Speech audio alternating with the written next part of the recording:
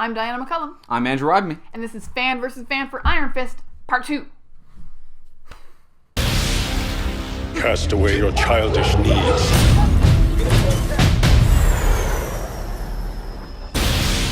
Bury your mother. Bury your father. Tell me who you are. I am the Iron Fist. All right, on episodes 7 through 13 of Iron Fist, we see that the hand has been fractured, Madame Gao has been captured, Colleen is now part of the hand, Danny's being betrayed by everybody, Davos has returned and agrees that Danny is the worst, Harold dies, and suddenly at the end, Joy and Davos decide to kill Iron Fist? Oh, and Kunlun's in a lot of trouble. Let's get into it. Let's talk about pros. All right, pros for Iron Fist. Diana, what did you like? Well, in the first half, I liked all the ladies. In this half, I still like all the ladies. So I'm gonna throw a shout out to. I really enjoyed Davos. Oh, okay. I think we needed more Davos. Okay, I thought you were gonna emphasize the ladies in line of thought. I'm giving a quick shout out to shout out to the ladies. Shout out to the ladies. This You're is just all great. You pumping in and just being like, ladies, but that Davos stuff. Okay. Yeah. Love you, ladies. But I'm gonna talk about Davos because. I think he might be the real hero of this show. He's definitely the hero. He's the hero of this show. He's the Iron Fist. He should be the title character. He is here to save Kunlun, which is the Iron Fist's job. He's here to stop the hand, which is the Iron Fist's job. He's here to be good at martial arts and martial arts choreography. He's here to have control of his emotions, which is the Iron Fist's job. He is the Iron Fist, and also just charming and much better at fights. Yeah, absolutely. Yeah, much better at fight choreography, much better at performance, just generally a more compelling character and a better performance. Yes, and I think I liked seeing finally a character was calling Danny out on his kind of like BS, because every other character seemed to be like, oh, but he's so good at fighting when he's so mystical, and Davos is like, I grew up with you, this is bull, get back to Kunlun. Yeah. I loved Davos. Davos was great. Didn't love that at the end part.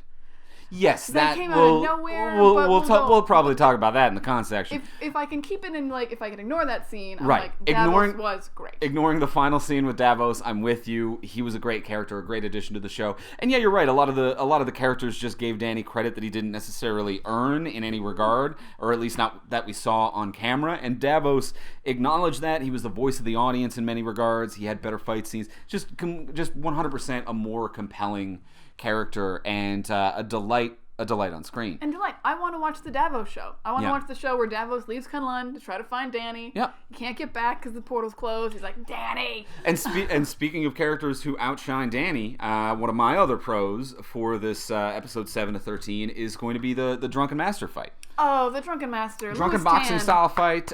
Really, really good job. And really charming too. So charming. On top of the difficult structure of that particular fighting style and trying to make that compelling, and it's not just a fight scene, it's a fight scene of a very specific fighting style. So that alone is hard enough to get. But to also make it a character that is quite charming and compelling and is richer and fuller than anything that we experience on screen. It seems like he understood who that person was before they appeared on screen and who they'll be after Danny has left. It was just a surprisingly fleshed out character that set up one of the better fight scenes that the show had. For sure. He had maybe 7 minutes of screen time. Yeah. Fully fleshed out character. You knew who this guy was. The drunken fighting style is so hard because you have to look like you're actually able to win and know what you're doing, and you're not just stumbling around like an idiot. Right. And, Louis Tan does know what he's doing. He's great at martial arts. Yeah. So this was great casting. Definitely it has a fluidity to the fighting style that's very difficult to portray. It's meant to be something that's very responsive and reactive in fighting style, that it's like trying to fight water, and it really conveyed that. And I think the fact that I was impressed by it at all, when considering that purely coincidentally, earlier this week we had also watched The Legend of Drunken Master, the Jackie Chan drunken boxing movie as well. The epitome of drunken boxing movies. The epitome of it.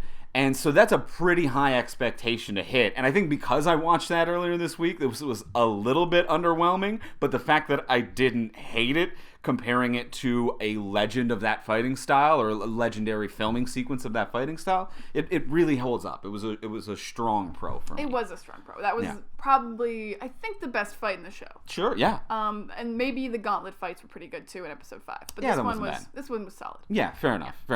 And one other thing that I'll throw down as a quick pro for 7 to 13 is just Ward's general reactions to everything. I was actually about to say, I was going to say Ward in general, Oh, not okay. just his general reactions. Ward in general, was a great character with a good turn, and I kind of like where they ended up, especially with the friendship of him and Danny. And the actor, I think, does a very good job of some poorly written scenes of really enhancing it. He does. But I think very specifically, comedically, just his visual reactions to ridiculous things that happen. Like when Harold comes back from the dead and just like just these 2 to 3 second just reaction shots of him are so expressive and so funny in a show that has lacked humor and a lot of opportunities. I really liked him. I thought he was great as well because he really reacted like a regular person in these crazy scenarios and no one else did. Yeah. Everyone else was kind of just like rolling with the punches. Hand, immortality, drugs that are super powerful. People just bought in real quick to everything that was happening, but he's just like, I'm trying to run a business. Yeah, Ward found one decapitated head and he was like, this is insane, and everyone else was like, they're there all the time. Yeah, whatever, heads. Yeah. He gets really affected by everything that happens to him. Because for everybody else, this is daily life, and for him, he's like, I spent last week purchasing a warehouse at the docks. I do Excel. Yeah. Excel is like, my that's job. His thing. Yeah. So and now I'm involved in a mystical martial art drug ring. Right. And he responds as one should. He goes insane for a bit. He learns to be a better person, I guess. Sure. Which I actually liked. I liked him and Danny being friends at the end. It worked for me. Wasn't bad. And I'm going to throw down a quick pro of Kyle. Kyle.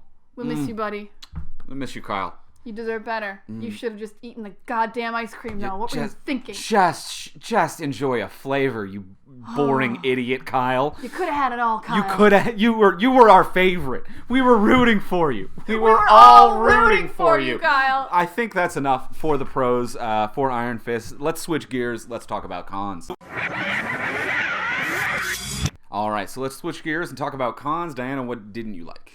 I didn't like Iron Fist. Yeah. This is a big problem. That's a big one. That's a big one. It's a big con, and it's a big problem in a show called Iron Fist. When your title character feels like the villain, that's a problem. I mean, it doesn't have to be. You could have a cool villain show. Yeah. Like, don't get me wrong, the Kingpin episode of Daredevil was one of the best episodes of Daredevil. You can do a villain show. I can't wait to watch Punisher, who's kind of a villain. I mean, that's an anti-hero for you. But this is just straight up a villain and not just a unlikable person. Unlikable. His emotional arc makes no sense. Yeah. Not well portrayed or particularly well acted. No. Like, just when he gets like weird flashbacks, he's like, I'm like, screw off. Not successful in any regard. No, not emotionally impacting. Does not feel accomplish genuine. a single task that he set out to do in the entirety of the show.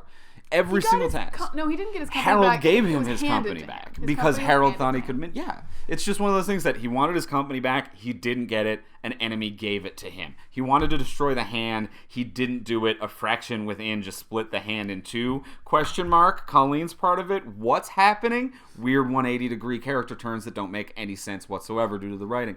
But he never takes down the hand. He never protects Kunlun. He doesn't get his company back, at least like he does, but not independently through his actions or his character decisions. Well, even after he gets it back, the board kicks him out. Yeah, the board kicks him out. No. Which they never really resolve, but anyway, he never accomplishes a single thing. And if that's your title character of the show, they should probably do something. Well, they should do something, and also, you were saying he's a villain. I think we have to explain why he is, because to the people of Kunlun, he is the bad guy. Yeah. He took their magical force that you're supposed to take an oath to keep in Kunlun, to protect the city of Kunlun, and he just booked it out of there as soon as he got it. Yeah. And Kunlun is unprotected and now attacked. Danny, you're the bad guy. Yeah, Kunlun, not only does he not accomplish anything, everyone in his life is actively worse for his existence. Kunlun is in a worse place. His company is in a worse place. Harold is dead. Ward's a drug addict. Joy wants to kill him now. well, I don't know what kind of character turn that was, but Davos wants to kill him now. Davos is trapped outside of Kunlun and wants to kill him. The Hand is in a state of flux. I don't know if that's going to be better or worse, but everyone is in a worse place. He accomplishes nothing and makes everything worse. And everyone who he cares about and shouldn't be in a worse place. Yeah. Yeah, it's not great. It felt like a 13-hour sitcom. Like but with no jokes. Like where it's just a farcical goof around where, everything exacerbates one situation to the next, but nothing is ever accomplished and they fully hit the reset switch at the end of the episode. This was a 13-hour episode of Frasier. Like it wasn't a drama. It wasn't an action show. They screwed up the title character completely. They did, because as much as he was active and he was trying to fight the Hand, he was so incompetent, but not even in a funny way, not even like I sure didn't know how to do that. Yeah. It was just not charming, not compelling.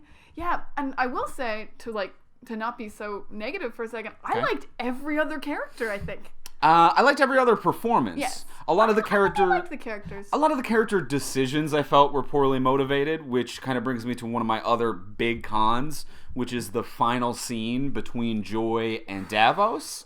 That's a huge con for me. That scene ruined a lot of character work for me. Because it doesn't make any sense for these characters to reach these decisions. No, neither one of those. Like go ahead. Keep going. Okay. The last time we saw Joy. Yeah. The last time we saw Joy, she was yelling, "Danny, don't sacrifice yourself for me," and he just gave his life for her and her dad. And she seemed sincerely appreciative of it. She didn't want him to sacrifice himself for her. He did it anyway. She was sincerely appreciative of it. The next scene, she's just agreeing to kill Danny. With Davos, his best friend, who also was only kind of mad at him.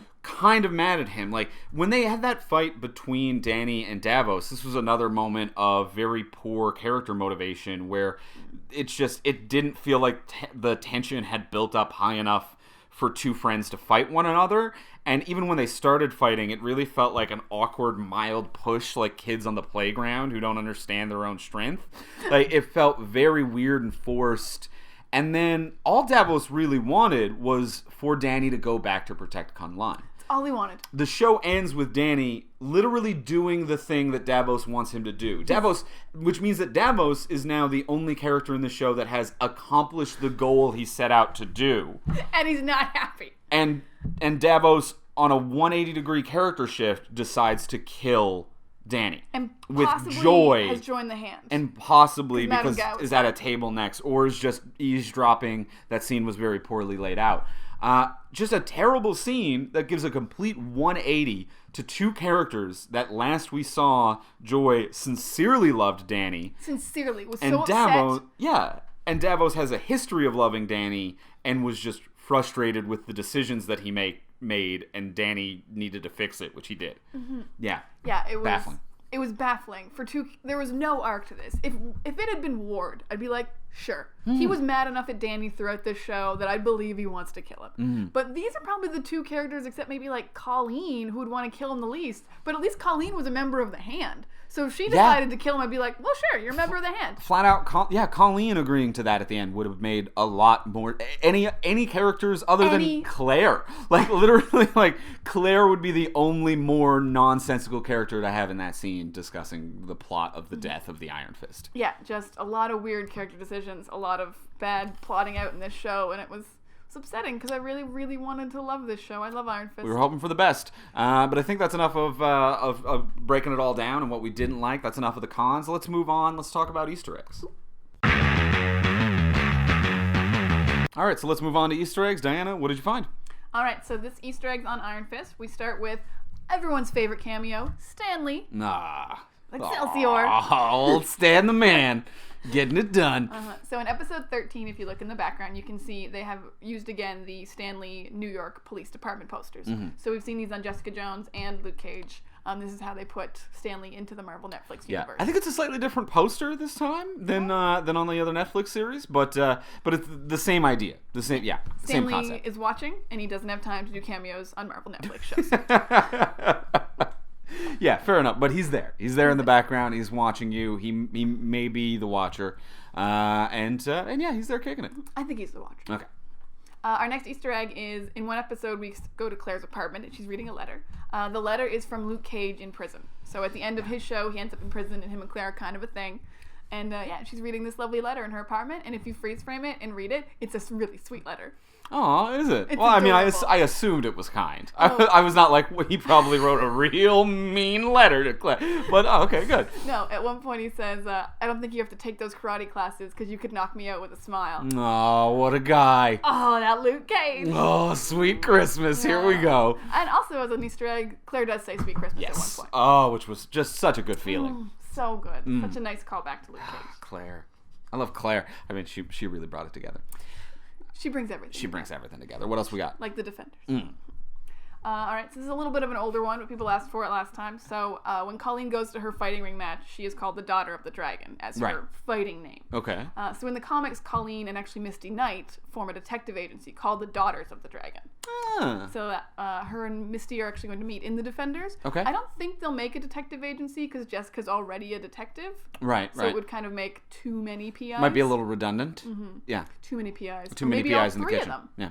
All three of them. Or could maybe, make yeah, they could all be part of the same agency. That'd be fun. Yeah. So we'll Cool. see if we see that. Okay, so she was the daughter of the dragon, and in the comics she is one of the daughters of the dragon. What else we got? On that same vein, at one point, Joy says she hired a PI to get all this blackmail information on the board. And she says, I hired a PI who's pretty good when she's not drunk, so I have to assume this is Jessica Jones. It's really got to be Jessica, and especially since, like, in the Jessica Jones series, they really played off the fact that I think Jessica even admits that, like, most of her private eye work is just taking photos of, like, cheating politicians and CEOs and things like that. So it really checks out with the whole storyline. Especially because she used to work for Jerry, who is in the show as well. So people probably just give each other references. Good referrals, good referrals. That's Great referrals in the Marvel Netflix That's shows. really what's keeping PIs in business. Good referrals. If you have a good PI, just tell a friend. You know what I mean? Keep them in business. Keep it going. They need your time. Absolutely. What else do we got? This is my favorite Easter egg. So at one point, Danny is at the Hands compound, and they show him a video of an Iron Fist from 1940s. Oh, they sure do. They sure do. So we get to see an Iron Fist in the actual Iron Fist costume. Yeah. And this is, I believe, they don't confirm it, but I believe this is Orson Randall. Yes. So he is an Iron Fist from the Matt Fraction, Ed Brubaker run of Iron Fist, which is fantastic. Terrific. And he was the Iron Fist before Danny. You can tell it's him because he's actually got double Iron Fists. And he's the only one to have the double Iron Fist, I think. That we meet in the comics. Okay. Danny can do it after Randall dies. Oh, I didn't know Then that. Danny double Iron Fists up. Okay, But not okay. before that. Because he All has to take Randall's Take in that energy. chi. Take in that chi. Got to take in that chi. Take in that chi. Yeah. Double Iron Fists. Yeah. So this was Orson Randall, who was really great. He's actually only in for 6 issues, but it felt like more in the comic book. He had a real lasting impact on the story. Well, he was also one of the first ones to be able to extend his chi into bullets as well, right? Like a gun kata type of thing. He wasn't the first one. Danny just couldn't do a lot of stuff because Randall stole the book of the Iron Fist, which teaches you how to do really cool things. Which maybe this Danny didn't get either because he couldn't do a lot of cool things. Maybe that's why he's an idiot, is that Randall took off with the book.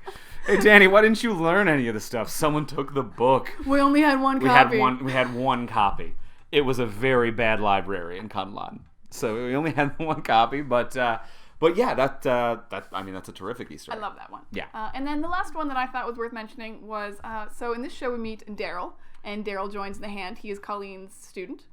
We actually met Daryl in the Luke Cage show, very briefly. What? Yeah, he was in episode 10. He's one of the kids who gets arrested when the cops are trying to find Luke, and they just kind of arrest everyone in the neighborhood. Really? Yeah.